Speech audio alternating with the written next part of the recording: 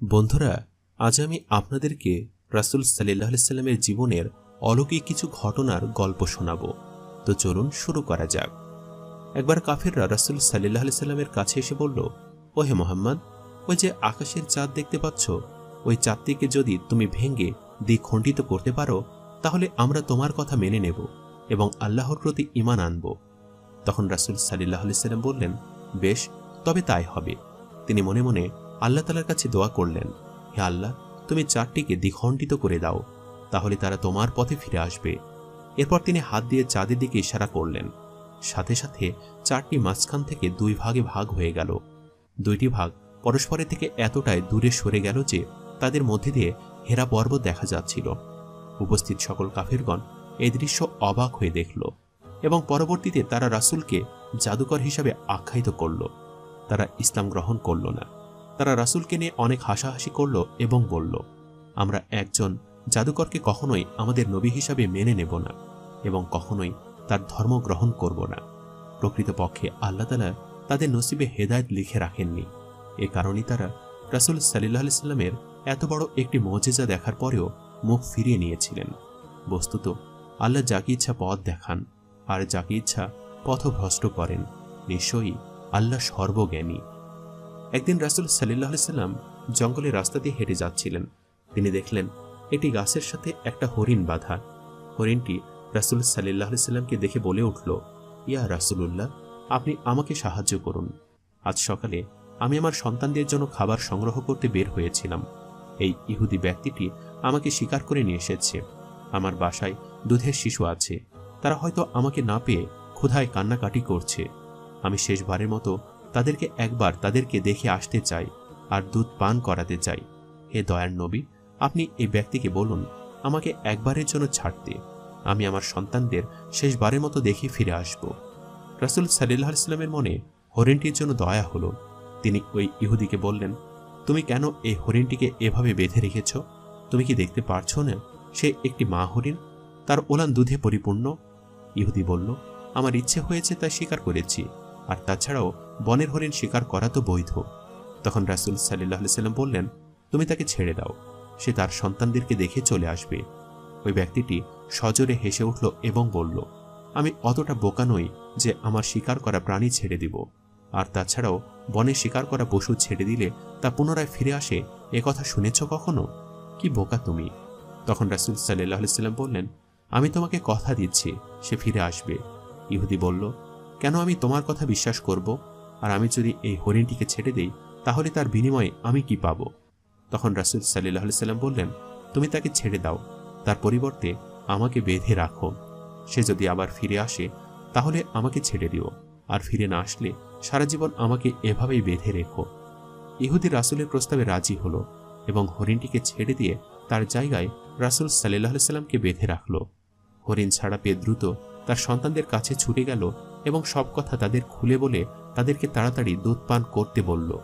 তখন হরিণের বাচ্চাগুলো বলে উঠল, না মা, ওইখানে ওই ইহুদি আমাদের দয়ার নবীকে গাছের সাথে বেঁধে রেখেছে, আর এখানে আমরা আয়েশ করে তোমার দুধ পান করব? এ আমরা কিছুতেই করতে পারবো না মা, বরং আমরাও তোমার সাথে যাব রাসূলকে ছাড়িয়ে আনতে। মা হরিণ আর এক মুহূর্ত দেরি না করে তার বাচ্চাদের নিয়ে রাসূলকে ছাড়ানোর উদ্দেশ্যে রওনা দিল। এদিকে হরিণের ফিরতে দেরি হওয়ায় ওই ইহুদি লোকটি মনে মনে ভাবছিল, এই লোকটি কত বোকা, ছাড়া পাওয়া হরিণ তো আর কখনো ফিরে আসবেই না। আমি বরং এই লোকটিকে আটকে রেখে তার পরিবারের কাছ থেকে বড় অঙ্কের টাকা নিব। লোকটি যখন এগুলো ভাবছিল তখনই হরিণ তার বাচ্চাদের সাথে নিয়ে সেখানে উপস্থিত হলো। রাসূল সাল্লাল্লাহু আলাইহি সাল্লাম হরিণকে বললেন, তোমার তো এক আসার কথা ছিল, কিন্তু তুমি তোমার সন্তানদের কেন নিয়ে এসেছ? হরিণটি তখন বলল, ইয়া রাসূলুল্লাহ, আমি যখন তাদেরকে বললাম যে ইহুদি আপনাকে আটকে রেখেছে আমার বিনিময়ে, আমি যত তাড়াতাড়ি ফিরে আসব তত তাড়াতাড়ি আপনি মুক্তি পাবেন, তখন তারা সকলে বলে উঠল, আপনাকে বন্দী অবস্থায় রেখে কিছুতেই তারা দুধ পান করবে না এবং তারা আমার সাথে আসতে চায় আপনাকে মুক্ত করতে, তাই আমি বাধ্য হয়ে তাদেরকে সাথে নিয়ে এসেছি। হরিণের মুখে এই কথা শুনে ওই ইহুদি নিজের চোখের পানি ধরে রাখতে পারল না। সে রাসূল সাল্লাল্লাহু আলাইহি সাল্লামের পায়ে পড়ে গেল এবং বলল, হে আল্লাহর রাসূল, যে নবীকে বনের পশুরাও সম্মান করে, যে নবীর জন্য বনের পশু পর্যন্ত নিজের জীবন উৎসর্গ করতে প্রস্তুত, সেই আল্লাহর নবীকে আমি চিনতে পারিনি। আপনি আমাকে ক্ষমা করে দিন এবং আমাকে মুসলিম বানিয়ে দিন। ওই দিন ওই ইহুদি রাসূল সাল্লাল্লাহু আলাইহি সাল্লামের কাছে কালিমা পড়ে ইসলাম গ্রহণ করল। রাসূল সাল্লাল্লাহু আলাইহি সাল্লাম একদিন যুদ্ধ শেষে জঙ্গলের পথ ধরে যাচ্ছিলেন। পথের মধ্যে একটি গাছের তলায় তিনি বিশ্রাম নেওয়ার জন্য তার তরবারিটি পাশে রেখে চোখ বন্ধ করে শুয়েছিলেন। এমন সময় তার একজন শত্রু সেখানে এসে তরবারিটি হাতে তুলে নিল এবং রাসূল সাল্লাল্লাহু আলাইহি সাল্লামকে বলল, আজকে তোমাকে আমার হাত থেকে কে রক্ষা করবে? তখন রাসূল সাল্লাল্লাহু আলাইহি সাল্লাম নির্ভয়ে বললেন যে আমার সৃষ্টিকর্তা, তিনি আমাকে রক্ষা করবেন। এমন সময় লোকটির হাত কাঁপতে শুরু করল এবং হাতে ধরে রাখা তরবারিটি নিচে পড়ে গেল।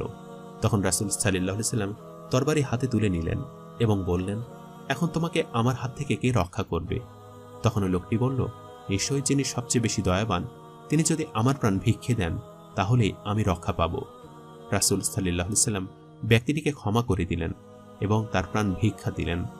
তখন ওই লোকটি তার সম্প্রদায় ফিরে গেল, গিয়ে সকলকে বলল সে এই দুনিয়ার সবচেয়ে বেশি দয়াময় ব্যক্তিটির সন্ধান পেয়েছে। তাই সে তার মাযহাব ত্যাগ করে ওই ব্যক্তিটি ধর্ম গ্রহণ করতে চায়। এই কথা বলে সে পুনরায় রাসূল সাল্লাল্লাহু আলাইহি সাল্লামের কাছে ফিরে গেল এবং ইসলাম ধর্ম গ্রহণ করল। একবার রাসূল সাল্লাল্লাহু আলাইহি সাল্লাম হযরত ওসামা রাদিয়াল্লাহু তাআলা আনহুকে নিয়ে সফরে যাচ্ছিলেন। পথের মধ্যে তিনি ইস্তিনজারের জন্য থামেন, কিন্তু আশেপাশে তাকিয়ে কোথাও উপযুক্ত জায়গা খুঁজে পান না। তখন তিনি এক জায়গায় কিছু গাছ এবং পাথর দেখতে পান। তিনি ওসামা রাদিয়াল্লাহু তাআলা আনহুকে বললেন, তুমি গাছ এবং পাথরগুলোকে বলো একত্রিত হয়ে আমার জন্য জায়গা করে দিতে। ওসামা রাদিয়াল্লাহু তাআলা আনহু রাসূলের কথা মতো গাছ এবং পাথরগুলিকে একত্রিত হয়ে যেতে বললেন। সাথে সাথে গাছ এবং পাথরগুলো একত্রিত হয়ে রাসূল সাল্লাল্লাহু আলাইহি সাল্লামের জন্য জায়গা করে দিল। কাজ শেষে রাসূল সাল্লাল্লাহু আলাইহি ওয়াসাল্লাম পুনরায় ওসামা রাদিয়াল্লাহু তাআলা আনহুকে বললেন, এবার তুমি তাদেরকে আবার তাদের অবস্থানে ফিরে যেতে বলো। অতঃপর গাছ এবং পাথরগুলো যার যার অবস্থানে ফিরে গেল। একদিন রাসূল সাল্লাল্লাহু আলাইহি সাল্লাম সাহাবীদের দ্বীনের তালিম দিচ্ছিলেন। হঠাৎ সেখানে এক বেদুইন ব্যক্তি এসে উপস্থিত হলো। ওই ব্যক্তিটি সাহাবীদেরকে উদ্দেশ্য করে বলল, এই লোকটিকে? সাহাবীরা তখন উত্তর দিল, ইনি হচ্ছেন সারা বিশ্ব জাহানের শেষ নবী রাসূল মুহাম্মদ সাল্লাল্লাহু আলাইহি ওয়াসাল্লাম। তখন ওই বেদুইন লোকটি বলল, আমি তাকে নবী হিসাবে বিশ্বাস না, তবে হ্যাঁ, আমার হাতে থাকা এই সাপটি যদি তার রাসূল হওয়ার ব্যাপারে সাক্ষ্য দেয় তাহলে আমি তাকে রাসূল হিসাবে মেনে নিতে পারি। তখন রাসূল সাল্লাল্লাহু আলাইহি সাল্লাম সাপটিকে ডাকলেন। সাথে সাথে সাপটি বলে উঠল, লাব্বাই ইয়া রাসূলুল্লাহ, আমি আপনার খিদমতে উপস্থিত, বলুন আমি আপনার জন্য কি করতে পারি।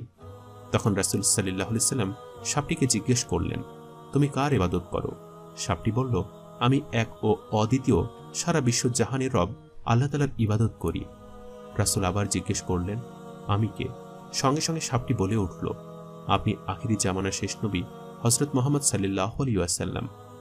বেদুইন লোকটি তখন বলল, সুবহানাল্লাহ, হে আল্লাহর রাসূল, যার নবী হওয়ার ব্যাপারে একটি সাপ পর্যন্ত সাক্ষ্য দেয় তার নবী হওয়ার ব্যাপারে আমার মনে আর কোনো সন্দেহ নেই। আমি আপনাকে নবী হিসাবে মেনে নিলাম এবং এক ও অদ্বিতীয় আল্লাহ তাআলার প্রতি ঈমান আনলাম।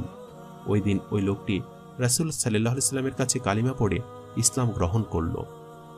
এভাবে আল্লাহ তাআলা রাসূল সাল্লাল্লাহু আলাইহি সাল্লামকে অনেক মুজিজা দিয়েছিলেন। যারা ভাগ্যবান তারা তার প্রতি বিশ্বাস স্থাপন করেছিল এবং ঈমান এনেছিল, আর যারা ব্যর্থ তারা তার প্রতি বিশ্বাস করেনি, ঈমান আনেনি। দুনিয়াতেও তারা লাঞ্ছিত হয়েছে এবং আখিরাতেও তাদের জন্য অপেক্ষা করছে কঠোর শাস্তি। আল্লাহ তাআলা আমাদেরকে সঠিক বোঝ দান করুন এবং ঈমানের উপর অটল রাখুন, আমিন।